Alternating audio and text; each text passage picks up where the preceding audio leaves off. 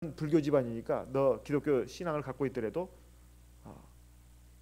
교회 나가서는 안 된다. 그래가지고 이 며느리가 참 착했는지 그 시아버지 말을 듣고 그냥 교회를 안 나갔습니다. 원래 일반교 신자였는데. 그러다가 이제 자기 아내가 죽고 자기가 가졌던 그 불교 신앙에 대해서 굉장히 회의가 들더라는 거예요. 그 마음속에 찾아오는 그 절망, 고독, 허무, 이게 이겨낼 수가 없더라는 겁니다. 어느 날 라디오를 들었는데 기독교 방송을 들었다는 거예요. 기독교 방송 가운데서 어떤 분이 어떤 목사님이 설교를 하는데 인간 스스로 힘으로 자기를 구원할 수 없다. 그 말에 그냥 큰 충격을 받았다는 거예요. 인간 스스로의 힘으로 자기를 구원할 수 없다. 불교의 가르침은 굉장히 뛰어난 면이 있습니다. 요즘 뭐 베스트셀러 1위를 차지하고 있는 책이 어떤 스님이 지은 책인데요. 저도 한번 읽어봤습니다. 참 놀랍더라고요. 내용이 참 좋아요. 그리고 그분은 지금 요즘 TV에서도 참 인기 강사로 활동하고 있을 정도입니다. 그런데 그 불교는 그 명상의 종교다 보니까 많이 책도 읽고 생각을 많이 합니다. 거기서 나온 그 글들이다 보니까 참 깊이가 있고 참 여러 가지 많은 그것을 생각하게 합니다. 그래도 그 내용들은 다 성경에 있는 내용입니다. 사실은 원래는 그분도 기독교 신자였다고 하더라고요. 그런데 중요한 것은 불교는 생명이 없다는 겁니다. 아무리 인생에게 좋은 말, 유익한 교훈을 준다 하더라도 그게 생명이 없다는 거예요. 이것이 결정적인 거 아니겠습니까? 그리고 불교의 가르침은 인간은 스스로 자기를 구원할 수 있다는 그 원칙을 밑바닥에 깔고 있습니다. 욕심을 버리고 번뇌에서 벗어나면 누구나 다 부처가 될 수 있다는 거예요. 과연 그럴까요? 인간이 자기를 구원할 수 있습니까? 인간은 절대로 자기를 구원할 수 있는 존재가 못 됩니다. 그 수십 년 동안 불교 그 신앙을 갖고 있던 이분에게 그 기독교 방송에서 나온 그 말은 자기를 깨트렸어요. 그래가지고 자기 며느리한테 말했습니다. 이제 시어머니도 세상을 떴으니까 너 네 마음대로 교회 나가도 된다. 그렇게 말을 해줬다는 거예요. 그러니까 며느리가 좋아하면서 이제 교회를 나갔는데 그 대전에서 굉장히 유명한 신도가 5천 명이 넘는다고 하는 중동 침례교회를 나가게 됐는데 이제 이 며느리가 정말 지혜가 또 있는지 자기 아들과 함께 손자들과 함께 교회를 나가면서 이제 그때는 자기가 너무 심심하다는 거예요. 그래서 아버님 같이 나가시죠. 그래가지고 이제 손자들 둘 손잡고 같이 그 침례교회를 나갔답니다. 거기에는 유명한 코미디언 목사님 장경동 목사님이 사람 배꼽을 뺐다 넣었다 하면서 그렇게 막 재미지게 설교를 하더라는 거예요. 와, 과연 이렇게 신도가 많을 만하구나. 그 장경동 그 목사님 밑에 그 부목사님들이 한 20명 가까이 된답니다. 전도사까지 다 포함해서. 그리고 거기에 식당도 있는데요. 다 돈 내고 먹는데요. 돈 내고 먹는데 거기서 일하는 그 식당에서 일하는 사람들도 다 유급으로 일도 하지만은 비용은 조금 받으면서 그 일을 하는데 어쨌든 그 얘기도 제가 들었습니다. 우리 교회 어떤 자매님도 거기 가서 한번 일을 한 적도 있어요. 그래서 그 교회에 대해서는 제가 조금은 압니다. 그런데 이분이 이제 우리 교회 형제님으로부터 우리 교회 신앙에 대해서 이제 소개를 받았다는 거예요. 그러면서 야, 우리 교회는 말이다 과부들이 많아. 과부들이 너 어떻게 혼자 살겠냐. 그러니까 우리 교회 한번 와라. 그러면 내가 중매해 줄게. 그러니까 이분은 중매? 그래가지고 거기에 이제 호기심이 발동하는 겁니다. 그러면서 네가 우리 교회 예배 한번 참석하면 내가 너희 교회 가서도 한번 참석할게. 이렇게 약속을 했습니다. 네가 먼저 우리 교회 와야 돼. 참여수교회. 그래가지고 그 친구 되는 분이 이제 우리 교회 안식일 날 오게 된 겁니다. 그러면서 이제 우리 교회 형제님으로부터 제가 연락을 받기를 2차 저차에서 이분이 오게 되는데 목자님이 그 안식일 오전 예배에 참석하게 되면 그 마지막 기도 때 꼭 안수를 해주십시오 그러는 거예요. 저는 참 이해가 안 됐습니다. 처음 오는 분한테 와서 안수를 해달라는 것이 참 저는 좀 이해가 안 됐어요. 그렇지만 그분을 모시고 와가지고 잠깐 예배 전에 목자실에서 잠깐 인사 나누고 그리고 간단하게 우리 교회에 대해서 잠깐 소개를 했습니다.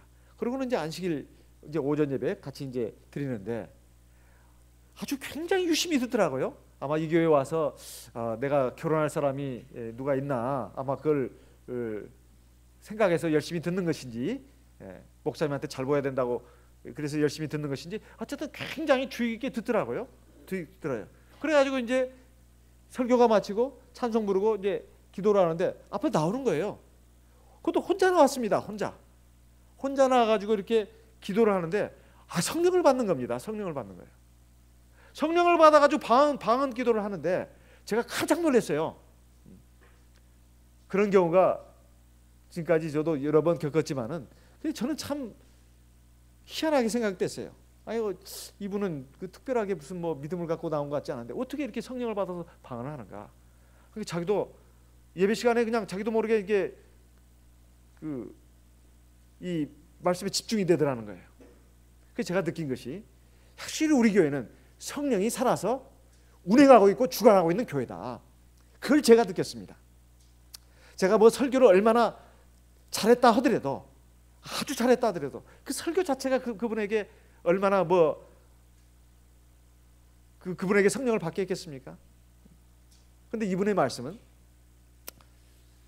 그 며느리 따라서 몇 달간 다녔던 거기는 진짜 예배가 재미있다는 거예요. 막 그냥 배꼽이 나왔다 들어갔다 정도래요. 그런데 이 참여식의 예배하고는 너무 다르다는 거예요.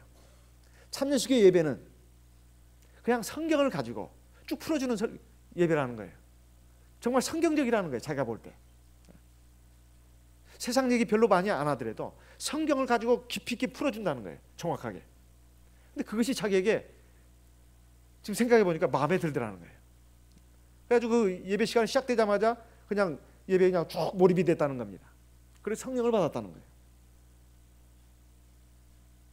그래서 제가 신학생들 가르칠 때도 그럽니다. 교회에서 성업인 신앙을 해도 그래요. 유머 농담 그거 어떻게든 웃겨야 되겠다. 그거 너무 치중하지 말라고. 재미가 없어도 괜찮다. 따브라도 괜찮다. 하나님의 말씀을 정확하게 깊이 있고 풍성하게 전하는데 초점을 맞춰라. 제가 그렇게 하고 있습니다. 그렇게 가르치고 있습니다. 근데 제가 그렇게 하고 있는지 모르겠네요. 저는 그렇게 하고 있는지 모르지만은 그렇게 가르치고 있어요. 재미있으면 물론 더 좋지만 재미가 있으면서 진리가 없고 아주 유쾌하면서도 세상 얘기, 뭐 자기 얘기 이거 하는 것은 그렇게 좋지 않다. 그런데 이분이 이렇게 성령을 받고 그분이 한 말이 나와서 이제 간증을 하는데 바로 그런 간증을 하는 겁니다. 토요일 날 오후에 오늘 저희가 이제 기도회가 있습니다. 1시 반부터예요. 시간 기억하세요. 그래가지고 이분에게 간증 기회를 줬습니다. 나와가지고 바로 그런 간증을 하는 거예요. 자기가 수십 년 동안 불교를 믿어왔지만 그 진리가 아니었다는 거예요. 그리고 침례교회 몇 달간 나갔지만은 역시 거기에 진리가 없더라는 거예요. 이 참여수교에 진리가 있더라는 거예요. 그게 뭐냐? 성령, 하나님의 영. 그 성령을 자기가 받고 그 다음에 이제 설교 말씀을 듣는데 너무 잘 깨달아진다는 겁니다. 성령을 받으니까. 그리고 이제 며느리가 그렇게 얘기를 해요. 아버님, 그 참여수교는 2단입니다. 2단이든 3단이든 내가 알아서 한다. 걱정하지 마라. 그러면서 한동안은 일요일은 그 침례교회를 갔습니다.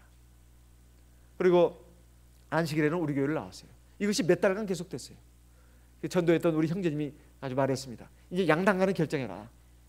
참예수교회냐 아니면 침례교회냐. 양당간을 결정해라. 이분이 갈등이 왔어요.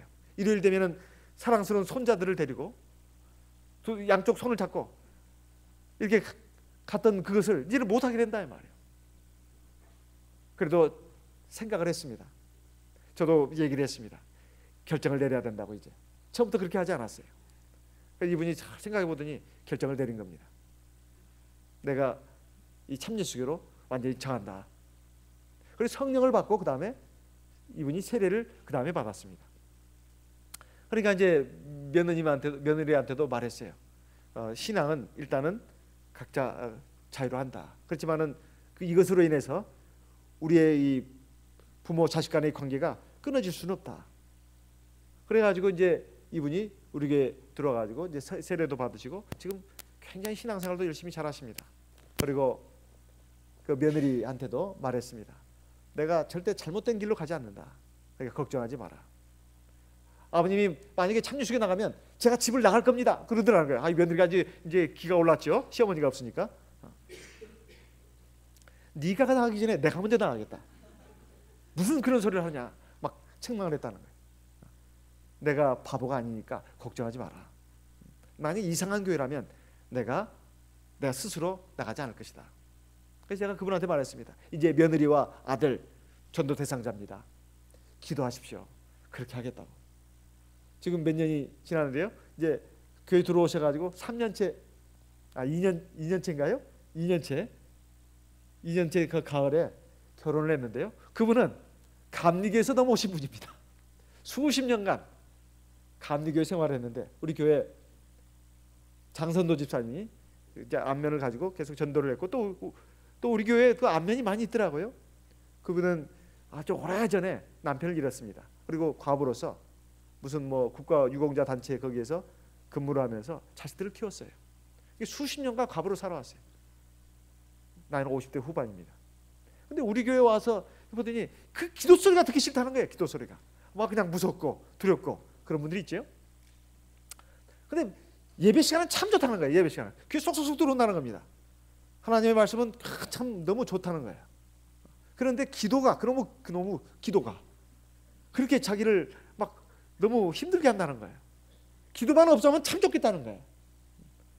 근데 이제 그냥 그 예배 시간에 그 설교 말씀에 의해서 계속 교회를 나오고 있었습니다. 그래가지고 이제 몇 번의 세례식이 있었는데 그때마다 참석하게 했어요. 그래가지고 세례를 받으라 해도 나 이미 세례 받았는데 감리교에서 세례 받았다는 거예요. 근데 무슨 세례를 또 받으라고 그러냐. 그 세례는 가짜 세례라고 제가 말했습니다. 성령이 없는 교회에서 받은 세례는 수백 번, 수만 번을 받는다 하더라도 죄사함의 효력이 없다고. 설령 침례를 받았다 하더라도 예수 이름으로 침례를 받았다 하더라도 침례교회에서 죄사함의 효력이 없다고. 왜? 성령이 없는 교회에서 받은 세례는 죄사함의 효력이 없다고 말했습니다. 요한복음 20장을 보겠습니다. 요한복음 20장. 요한복음 20장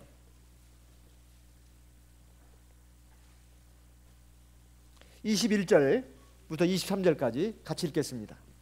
요한복음 20장 21절에서 23절까지 같이 읽겠습니다.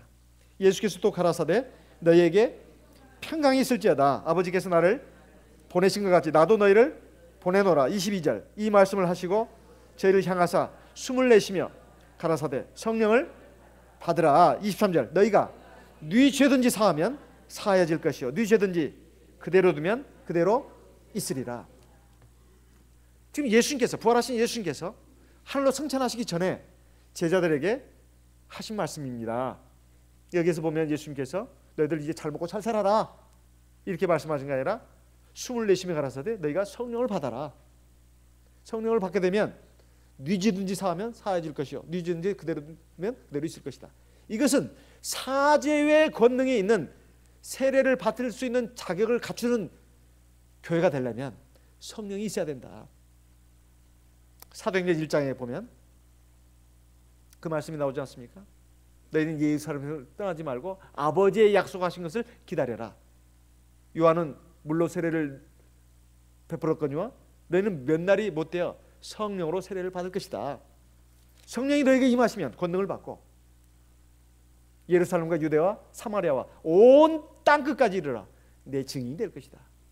그러니까 주님의 증인 그리고 주 예수 그리스도의 세례를 통해서 사죄함을 받고 구원을 받을 수 있는 그런 교회가 성립하는 데 있어서 성령이 먼저 내려와야 됐다. 성령이 있는 교회가 참교회입니다. 성령이 있는 교회가 참교회입니다. 성령이 임해야만 진리 가운데로 인도하기 때문에 모든 교회, 교파들이 다 자기가 옳다고 말합니다. 자기들이 진리라고 말한다 이 말이에요. 그런데 그 판별 기준을 뭘로 삼아야 할 것이냐. 제가 감리교에서 오신 그 자매님한테 그렇게 말했습니다. 성령이라고. 그 성령은 오순절날 사도교회에 내렸던, 사도들에게 내렸던 그 성령이어야 된다고. 요한복음 16장을 보겠습니다. 요한복음 16장 12절 13절 같이 읽겠습니다.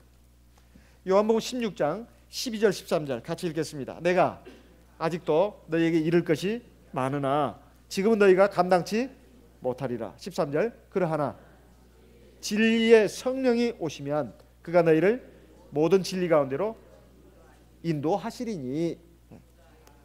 여기까지 읽었습니다. 여기까지 읽었습니다. 성령이 와야 그 성령이 진리 가운데로 인도합니다. 하나님의 말씀 성경 66권을 각 교회마다 다 쓰고 있지만은 성령이 임하지 않으면, 성령을 받지 않으면 겉으로 써진 책들은 이해할 수 있어도 속에 안팎으로 쓰였다고 했는데 밖으로 쓰여진 내용은 이해할 수 있어도 안으로 써진 내용은 이해할 수가 없습니다. 진리를 온전히 깨달을 수 없다고. 사도교회와 우리 참예수교회는 성령을 받았습니다. 성령을 받았기 때문에 우리는 진리를, 구원에 이르는 참 진리를 깨달을 수 있었고, 그리고 그 진리를 갖고 있습니다. 그리고 성령이 임해야, 성령을 받은 교회에서 세례를 받아야 그게 죄사함의 효력이 있는 세례가 되는 겁니다. 그 얘기를 쭉 이제 하고 또 하고 또 하고 또 하고 그랬습니다. 그분이 나중에는 갈등을 느끼다가 세례를 받기로 마음에 결심을 했어요. 그렇지만 강요는 안 했습니다. 강요는 절대 안 했어요. 그분이 나중에는 내가 세례를 받아야 되겠다. 가지고 그 성경 공부를 세례식 할 때마다 그 전에 한 몇 주간 하는데 열심히 참석했습니다. 그래가지고 열심히 잘 듣고, 그리고 이제 세례를 받겠다고 결심을 하고 세례를 받았어요. 그래가지고 얼마 후에 앞에 나와서 안수기도를 받는데 성령을 받았습니다. 성령을 받으니까 막 방언이 나오는 거예요. 어떠냐 하니까 아우 진짜 이게 진짜라고, 이제 이 진짜라는 거예요. 그래가지고 대전교회 심하던 2년차 가을에 그 두 분이 이제 그 침례교에서 오신 분, 원래 불교도 신자였던 분, 그분하고 이분하고 결혼을 하게 됐습니다. 누군가 중매를 한 모양이죠. 중매해가지고 결혼해가지고 지금도 깨가 쏟아지고 있다네요. 종종 안부 전화가 옵니다. 목사님 어떠시냐고. 인터넷 홈페이지에 가서 목사님 얼굴을 보니까 얼굴이 참 좋으시네요. 좋으시네요. 그러면서 참 어떻게 사시냐고 그러니까 양쪽 다 자녀들이 있는데 다 자식들이라는 거예요. 그렇게 또 화목하답니다. 그래요. 어쨌든 행복하게 사시기 바라고, 자기는 이제 참예수교에 들어와서 제일 큰 선물을 두 가지나 받았다는 거예요. 하나는 자기가 참 구원을 받았다는 거. 참 하나님 알고 참 진리를 받아가지고 참 구원을 받았다는 거. 두 번째는 이 귀한 좋은 아내를 또 얻게 됐다는 거. 이걸 얘기를 하더라고요. 자, 그런데 사실 첫 번째가 가장 중요한 거 아니겠습니까? 그것은 이 세상에 무엇과도 바꿀 수 없는 놀라운 구원입니다. 또 하나, 천주교에서 오신 분. 천주교에 오신 분도 자기는 전도하지 말라고, 우리 남편이나 제발 사람 만들어 달라고 했던 분입니다. 그런데 우리 교회에 들어와가지고 성령을 받고 지금 구원받아가지고 얼마나 참 하나님 앞에서 기뻐하고 감사하는지 몰라요. 이런 분들을 보면서 제가 느끼는 게 있습니다. 참, 우리가 가지고 있는 이 참된 구주 예수 그리스도, 그리고 성령과 진리가 있는 이 구원의 놀라운 이 신앙, 진리, 이것이야말로 값진 진주가 아니냐 이 말이에요. 그런데 우리가 정말 그 가치를 인정하고 있는가 하는 것입니다. 이것은 정말로 놀라운 그런 것인데 정말 그걸 알고 있냐 이 말이에요. 그런데 여기 값진 진주를 보게 되면 이 진주를 발견한 사람은 전문가입니다. 전문가예요. 진주 장사입니다. 그러니까 딱 보면 알아요.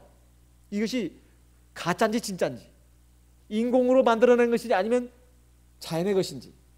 그리고 이 진주도 크기에 따라 다르고 또 그것이 이제 생성되는 과정에서 어떻게 생성되느냐에 따라서 그 빛을 더 아름답게 발하는 것이 있는가 하면 그렇지 못하는 것도 있을 수 있지 않겠습니까? 근데 이 사람이 보니까 세상에 이런 진주는 없다 이 말이에요. 전문가이기 때문에 알아볼 수가 있었습니다. 그러니까 밭에 감추인 보화 비유는 이것은 사실은 이 세상의 무엇과도 어떤 것과도 바꿀 수 없는 영원한 천국, 그래서 하나님을 가리키는 것이라면 여기에 값진 진주라고 하는 것은 진리를 상징하는 겁니다. 진리를 상징하는 거예요. 세상에는 여러 가지 귀금속, 보석이 있어요. 각 종교마다 장점을 갖고 있습니다. 불교도, 그리고 유교도, 그 밖에 자이나교, 뭐 이슬람교, 어떤 종교나 어떤 철학도 다 그 좋은 가르침을 갖고 있습니다. 좋은 가르침을 갖고 있어요. 하지만 이 기독교 신앙만큼 생명이 있는 종교는 없습니다. 그래서 요한복음 14장에 보면 주님께서 이렇게 말씀하셨습니다. 요한복음 14장 6절 같이 읽겠습니다. 요한복음 14장 6절 같이 읽겠습니다. 예수께서 가라사대 내가 곧 길이요 진리요 생명이니 나로 말미암지 않고는 아버지께로 올 자가 없느니라. 여기 주님께서 말씀하시기는 내가 곧 길이요 진리요, 그 다음 뭐라고 했어요? 생명이라. 기독교는 여러 종교들 가운데 하나의 종교다, 그가 아닙니다. 기독교는 종교가 아니에요. 기독교는 종교가 아니다 이 말. 뭐예요? 기독교는 생명의 돌입니다. 생명의 돌이에요. 죽고 사는 문제가 달려있다 이 말이에요. 그것도 영원한 생명. 어떤 종교도 사실은 생명이 없습니다. 아무리 좋은 가르침을 갖고 있고 철학을 갖고 있어도, 이런 체계를 갖고 있어도 거기는 생명이 없어요. 하지만 기독교만이 생명을 갖고 있습니다. 사실 기독교의 이 생명이라고 하는 것은 유일신 이 참 하나님을 믿는 이 신앙에서 나온 겁니다. 하나님은 영원 전부터 영원 후까지 살아계신 분이에요. 누가 만든 신이 아닙니다. 그러나 모든 이 세상의 종교의 그 신들은 사람이 만들어 놓은 신이에요.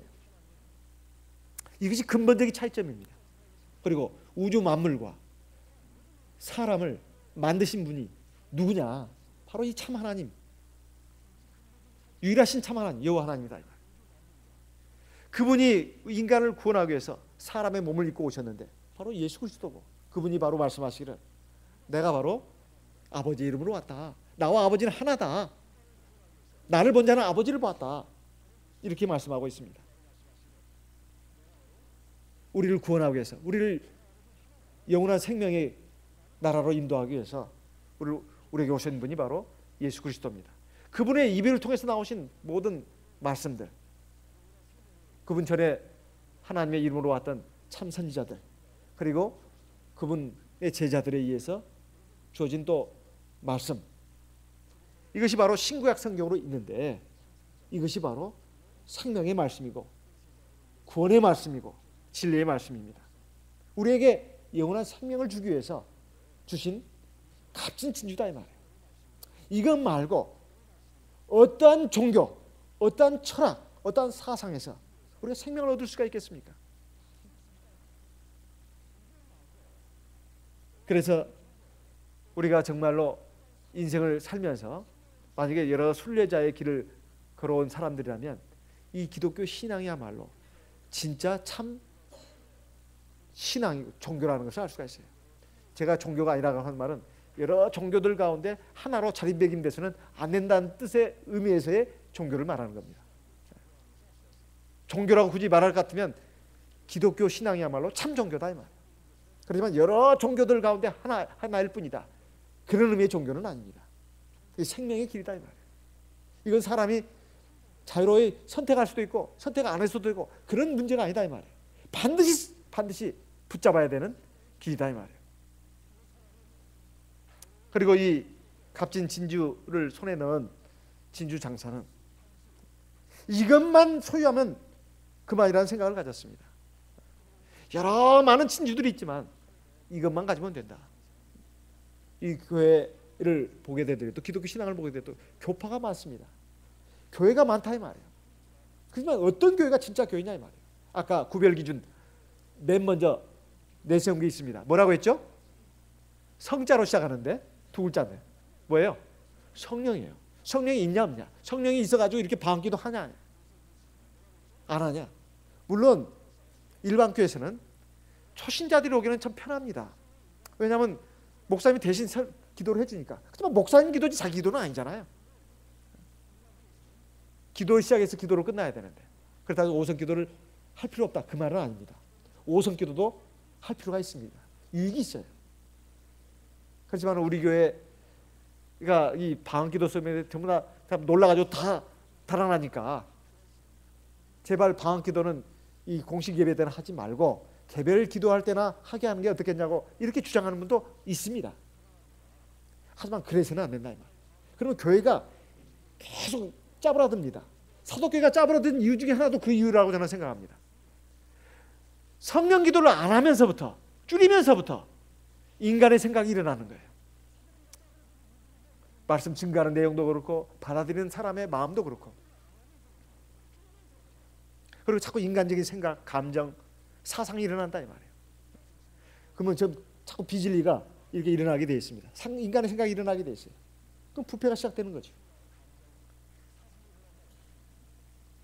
그래서 성령 기도를 많이 해야 됩니다. 두 번째, 우리가 가진 진리가 과연 초대교회의 전한 복음과 같은가 이걸 따져봐야 됩니다. 갈라디아서 1장을 보겠습니다. 갈라디아서 1장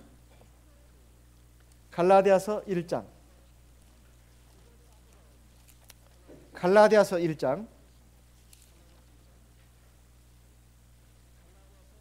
6절 갈라디아서 1장 6절에서 9절까지 말씀을 읽어보겠습니다. 우리 같이 읽겠습니다. 갈라디아서 1장 6절 그리스도의 은혜로 너희를 부르신 이를 이같이 속히 떠나 다른 복음 줬는 것을 내가 이상히 여기노라. 묻겠습니다. 다른 복음이라고 했습니다. 복음은 복음인데 다른 복음이에요. 그 당시에 사도교회 말고 다른 교파가 있었습니까? 없었습니까? 있었다 이 말이에요. 다른 복음 줬는 것을 내가 이상히 여긴다. 사도교회만 있었던 게 아니다 이 말이에요. 사도교회에서 갈라디아 나간 사람이 있든 아니면 다른 예수를 전하는 사람이 있든 다른 복음이 벌써 발생을 했다는 거예요. 그 복음 전하는 것을 내가 이상히 여긴다. 내가 누굽니까? 바로 사도 바울입니다. 7절 같이 읽겠습니다. 다른 복음은 없나니 다만 어떤 사람들이 너희를 요란케 하여 그리스도의 복음을 변하려 합니다. 다른 복음은 없다는 것은 그 당시에 다른 복음이 없었다는 말이 아니라 다른 복음은 인정할 수 없다 뜻입니다. 인정할 수 없다. 그런 사람들이 나타나가지고 그리스도의 참 복음을 변질시키려고 하고 있다. 이렇게 말하고 있습니다. 8절 읽겠습니다. 8절 그러나 우리나 혹 하늘로부터 온 천사라도 우리가 너희에게 전한 복음 외에 다른 복음을 전하면 저주를 받을 자다. 여기 우리는 누굴까요? 우리는 사도들을 말합니다. 사도 바울을 포함한 사도들을 말해요. 우리나 혹 하늘로부터 내려온 천사라 할지라도 천사는 하나님을 시중드는 종들 아닙니까?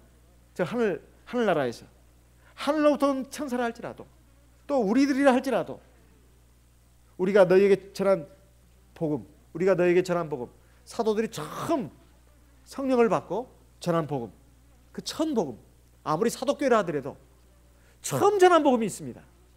그 복음을 우리 사도들이 가만히 생각해 보니까 이건 시대에 맞게 이렇게 바꿔야 되겠어. 그리고 가만히 구약 성경을 읽어보니까 예수님이 우리에게 전해준 말씀이 조금 맞지 않아. 이거 바꿔야 되겠어. 안식일을 일요일로 바꾸고 그리고 꼭 침례를 받을 필요가 없어. 물론 찍어 받으면 돼. 꼭 예수 이름으로 받아야 되나? 아버지 아들과 성령 이름으로 받으면 되지. 이런 식으로 자꾸 바꾼다 이 말이죠. 이렇게 바꾼다면 우리도 하늘로부터 내려온 천사라 할지라도 저주를 받는다. 이렇게 말씀하고 있습니다. 9절 같이 읽겠습니다. 9절 우리가 전에 말하였거니와 내가 지금 다시 말하노니 만일 누구든지 너희의 받은 것 외에 다른 복음을 전하면 저주를 받을 자다. 그러니까 사도교회 당시에도 다른 복음은 있었다. 하지만 그 다른 복음도 사도들이 전한 복음과 같지 않다면 그것은 저주를 받는다는 거예요. 그리고 심지어 하늘로부터 내려온 천사라도, 그리고 사도들 자신이라도 원래 우리 주 예수께 받은 복음, 또 성령을 받고 나서 전하기 시작한 복음 말고 다른 복음을 또 전한다면 사도들이라 할지라도 저주를 받는다는 뜻입니다. 이것은 복음의 유일성을 말하는 겁니다. 진리의 유일성을 말하는 거예요. 세상에 많은 기독교 교회가 있고 다 하나님을 믿고 예수 그리스도를 믿는데 그 사람들 불쌍하지 않습니까? 불쌍하지 않습니까? 인간적으로는 그렇습니다. 인간적으로는 그래요. 불쌍합니다. 저도 가슴이 아픕니다. 그리고 마음속에 늘 짓눌리는 근심 걱거리 중에 하나가 바로 그 문제입니다. 세상에 많은 기독교 교인들이 있고 또 훌륭한 사람들이 많이 있습니다. 많은 사람들이 이 기독교 신앙을 갖고 있다 이 말이에요. 그런데 그들을 어떻게 할 것이냐 이 말이에요. 마음에 그걸 생각하면 마음에 고통이 있습니다. 근심이 있다 이 말이에요. 그렇지만 어떻게 하겠습니까? 여기 하나님의 말씀을 부인할 수 있냐 이 말이에요. 사도들이 전한 첫 복음, 그 원시 복음, 그 복음 말고 다른 복음을 전한다면 사도들조차도 하늘로부터 내려온 천사라 할지라도 저주를 받는다고 되어 있습니다. 저주를 받는다는 것은 천국에 들어갈 수 있다는 말입니까? 아니면 못 들어간다는 말입니까? 예? 못 들어간다는 말이죠. 우리가 인간적으로 아무리 동정이 가고 가슴이 아프다 하더라도 유일한 복음은 하나밖에 없다는 뜻이에요. 하나밖에 없습니다. 그래서 에베소서 2장에 보게 되면 이런 말씀이 있습니다. 에베소 2장 같이 보겠습니다. 에베소서 2장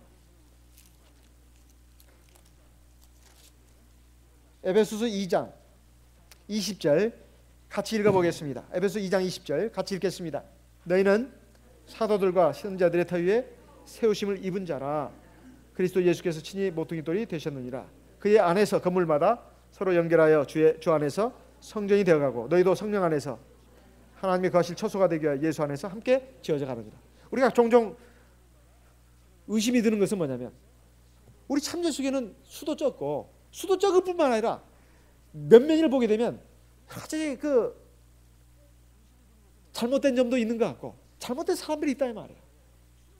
그러다 보니까 일반 교회를 보면은 수도 많고 또 거기는 훌륭한 사람들도 있고 사람들이 더 신앙적인 것 같고 우리들은 더 그들에 비해서 수도 적을 뿐만 아니라 질적으로 떨어지는 것 같다 이 말이에요.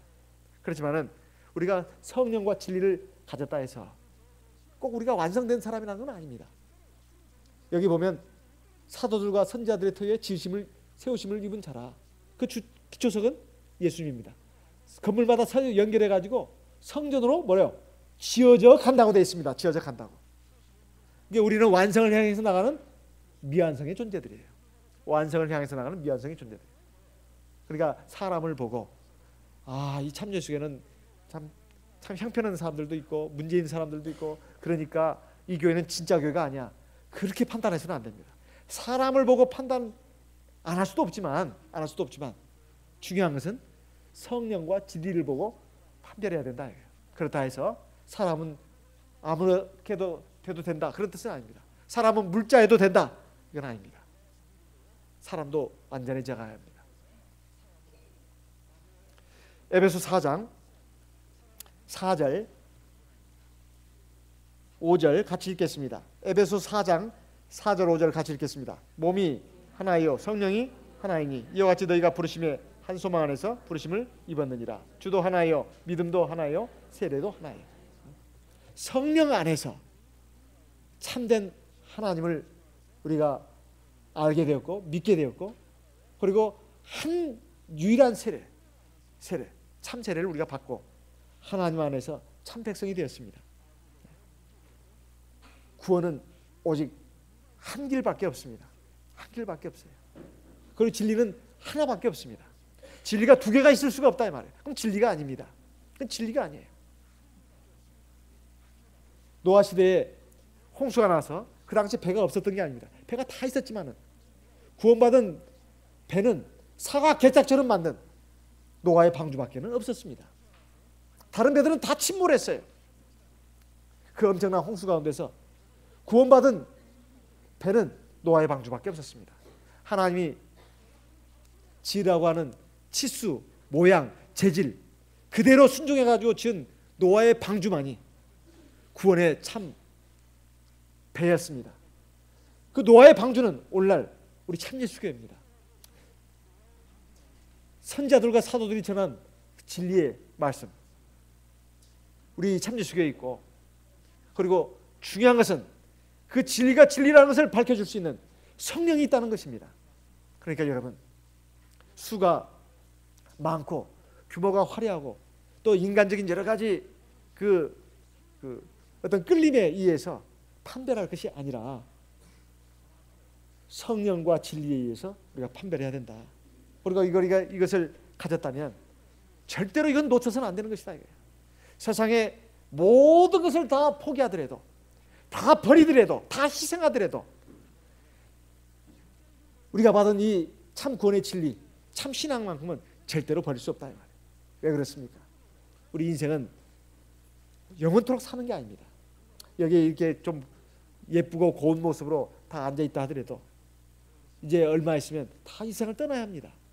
육체 죽음이 필연적으로 다 온다 이 말이에요. 그리고 우리가 어디로 가야 할 것입니까? 영원한 천국으로 가야 되지 않겠습니까?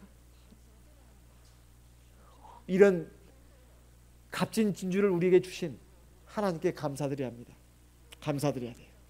그리고 이것을 가지고 우리가 세상의 어떤 고통도 어려움도 이겨낼 수 있어야 합니다. 그리고 시험도 이겨낼 수 있어야 합니다. 그랬을 때 이 세상에 우리가 겪을 수 있는 모든 불행한 일들도 다 이겨낼 수 있는 것입니다. 왜? 이것은 진짜가 아니니까. 일시적인 것이니까. 잠시 눈앞에 있다가 사라질 것이니까. 잠깐 있다가 사라질 것들, 일시적인 것들은 진짜가 아닙니다. 리얼이 아니다 이 말이에요. 레알이 아닙니다. 레알이 아니에요. 리얼이 아니다 이 말이에요. 진짜는 영원한 것입니다.